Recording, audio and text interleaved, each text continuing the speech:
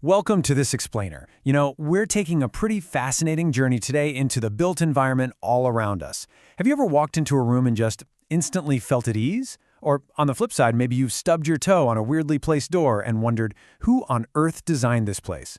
Well, there are actually invisible rules, a hidden anatomy really, that make buildings functional, comfortable, and visually pleasing. So today, we're going to explain those essential building planning principles, simply, completely decoding the master plan behind the structures we live and work in every single day. Think about it for a second. Why is it that some houses feel super cramped, dark, and just plain frustrating to navigate, while others feel perfectly sized, flooded with light, and completely effortless to move through? It's actually not just about the square footage or having a massive budget. It comes down to a really strict set of planning principles. These principles are literally the cure for bad architecture. They're what transforms a random collection of walls and roofs into a harmonious living environment. Okay, let's dive into this with a brilliant analogy. Just as a doctor examines a patient to prescribe a treatment, an architect or a planner examines the exact needs of the people who will use a building to prescribe a master plan. A well-designed building is treated exactly like a living, breathing organism.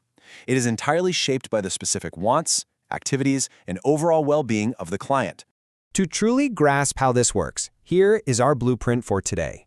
We're going to deconstruct a master plan step by step. We'll start with the actual purpose of a building, explore how form follows function, master flow and circulation, connect with the environment, balance privacy and visual elegance, and finally, look at balancing economy and design.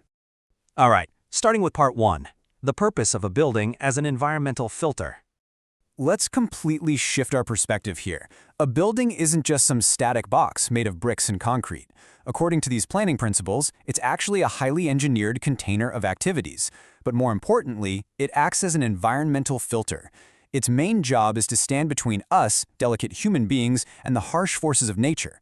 It filters out the extreme temperatures, wind, and rain, while purposefully letting in the good stuff, like natural light and cool breezes. The ultimate goal? Controllable comfort, because at the end of the day, that's what gives us true livability.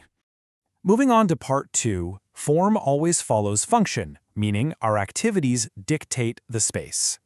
The physical shape of any structure is a direct product of whatever human activities are happening inside it.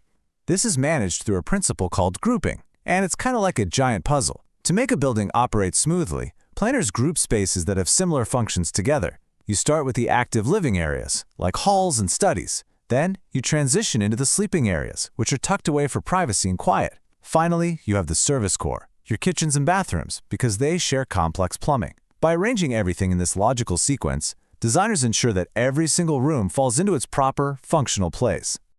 That brings us to part 3, mastering flow and circulation, or how humans actually move around.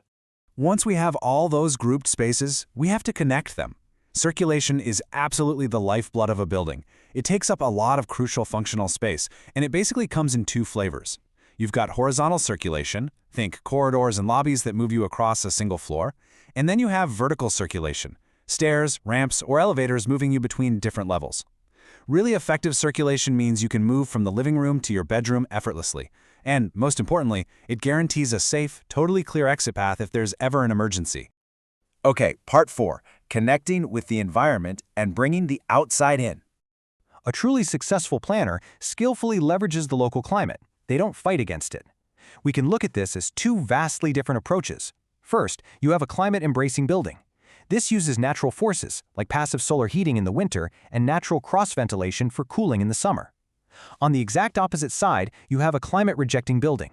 This one totally ignores its surroundings and depends on massive amounts of energy for artificial lighting, blasting the AC, and heavy heating just to stay comfortable. Unsurprisingly, good planning principles absolutely advocate for embracing the climate. It saves energy, and honestly, it just feels better. This kind of climate harmony is achieved through orientation. That's the exact positioning of the building on the site relative to the sun and the wind. Imagine waking up in the morning and your bedroom gets this perfect, gentle sunlight that naturally warms up the space. Well, that isn't a lucky accident. That's human behavior being perfectly supported by brilliant orientation strategies. The planner intentionally faced that bedroom east. It's all about tracking the sun's path across the sky, capturing those prevailing summer breezes, and maximizing totally free natural daylight. Number 5, privacy and visual elegance, focusing on retreat and beauty. And this brilliantly illustrates how we balance our deep psychological needs in a space. First, privacy dictates how we retreat from others. Internally, that might mean separating a quiet home office from a really noisy living room. Externally, it means shielding the home from a busy street. But the building also has to present itself visually to the world, right?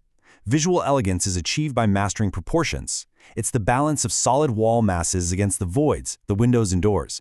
And usually this is all anchored by a central focal point, like a really welcoming entrance canopy. Finally, Section 6, Balancing Economy and Design. Let's talk about the ultimate constraint, the budget. Now, you might hear the word economy and instantly think, oh, they just bought cheaper materials. But in master planning, economy fundamentally means space efficiency.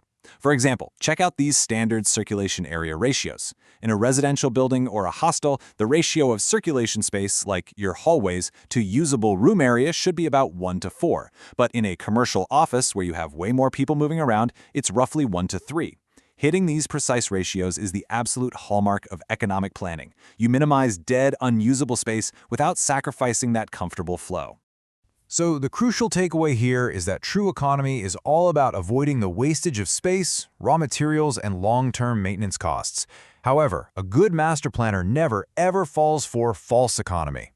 Making rooms way too small to comfortably use, stripping out essential windows to save a few bucks, or failing to leave room on the plot for future expansion might look good on a spreadsheet today, but it completely ruins the building's lifespan. A well-planned building is a long-term investment in human happiness, not just a cheap box. So, by understanding these essential principles, you can actually start to diagnose the invisible anatomy of your own master plan right now. Look around. Ask yourself, is your home truly designed for your life, or are you just sort of adapting your life to fit inside a poorly planned box? Thank you so much for joining me for this explainer. Keep observing the built environment around you, and I promise you'll never look at a floor plan the exact same way again.